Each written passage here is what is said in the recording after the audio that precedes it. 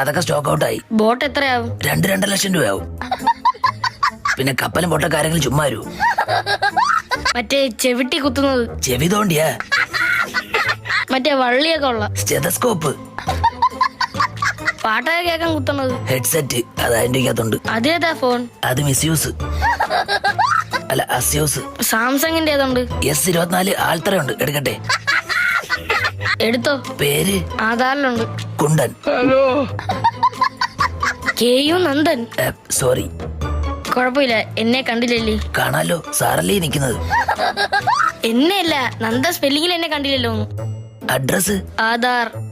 കോത്താഴത്ത് വീട്, കിളമാനൂർ. KO താഴത്ത് വീട്, കിളിമാനൂർ.